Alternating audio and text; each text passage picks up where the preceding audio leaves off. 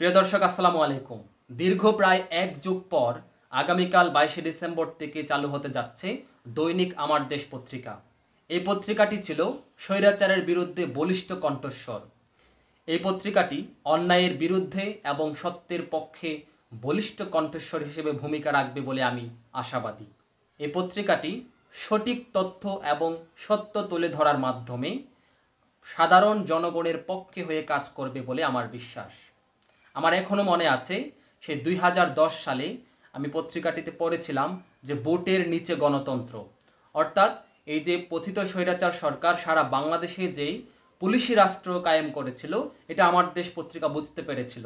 তাই তারা হেডলাইন করেছিল, তারা লিখেছিল ভোটের নিচে গণতন্ত্র, অর্থাৎ পুলিশি রাষ্ট্র কায়েমের দিকেই কিন্তু স্বৈরাচার সরকার হাঁটছিল। এটা সবার শুরুতে আমার দেশ পত্রিকা বুঝতে পেরেছিল।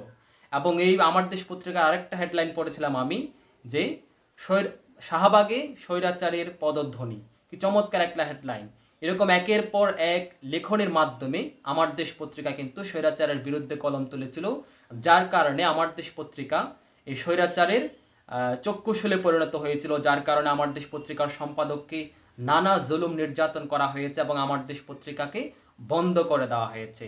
এই যে এখন স্বৈরাচার সরকারের পতনের পর দীর্ঘ প্রায় এক যুগ পর আমার দেশ পত্রিকা পুনরায় চালু হতে যাচ্ছে, তাই আমি আমার দেশ পত্রিকার জন্য অনেক অনেক শুভকামনা করছি। আশা রাখছি আমার দেশ পত্রিকা আবারও গণমানুষের পত্রিকা হিসেবে স্বীকৃতি পাবে এবং আমার দেশ যা কিছু সত্য এবং অন্যায়ের বিপক্ষে সঠিক তথ্য তুলে ধরার মাধ্যমে দেশ ও জনগণের পক্ষ হয়ে কাজ করবে বলে আমার বিশ্বাস।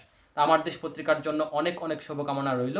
আশা করছি আপনারাও প্রত্যেকে আমার দেশ পত্রিকা পড়বেন, সমালোচনা করবেন এবং সত্য যেটা, সঠিক যেটা, সেটার পক্ষে আপনারাও থাকবেন।